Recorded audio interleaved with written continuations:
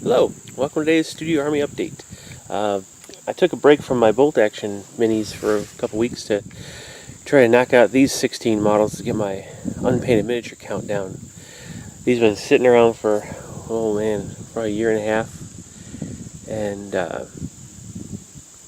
maybe not. I can't forget how long these have been sitting around, but they've just been tired of just looking at gray. So I decided to go ahead and finish these out and get them done.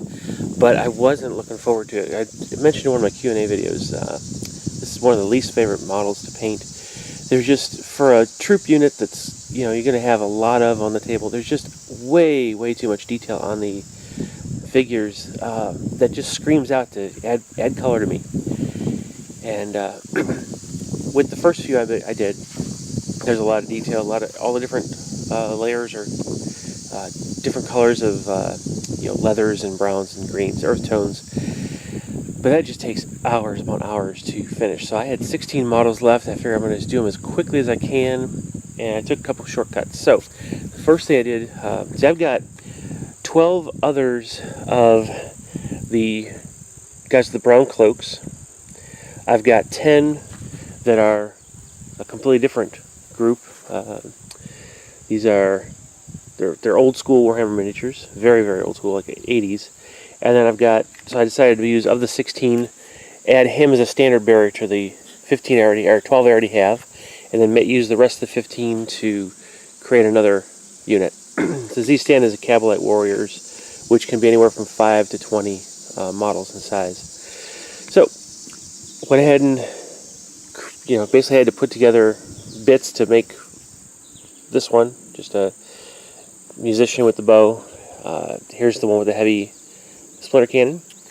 But instead of going through the detail of painting everything, I had base coated them all a light tan, and a couple of them I did add an extra tone, which is where I realized that I really don't like doing all this. So the inside of the capes had a different tone than the main body. So you'll see, like on this one here, this skirt section is a little bit darker than what's above.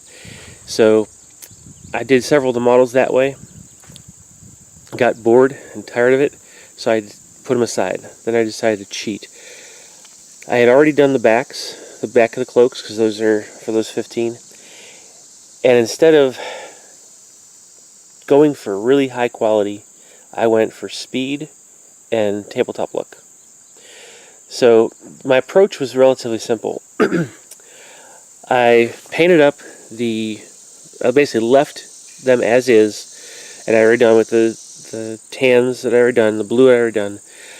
I made sure their scabbards were painted. I basically chose the same color as the cape. That was a change from my original intent. Made sure the arrows had brown shafts and a very light gray fletchings all across the board. And then where the headpieces had some weren't hooded, they actually had headpieces. I went ahead and used a dark brown on those.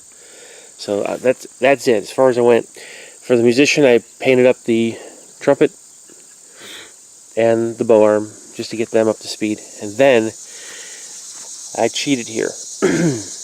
I used Minwax floor stain, and I used the early American color. It's a dark reddish brown, and essentially I did not dip it. I painted it and just washed the entire model, all the models, including his gun. Now his gun was already a gold, but I darkened it a little bit with that stain. Now the stain put a little bit of a gloss, nice hard varnish on it, which was another advantage of using that.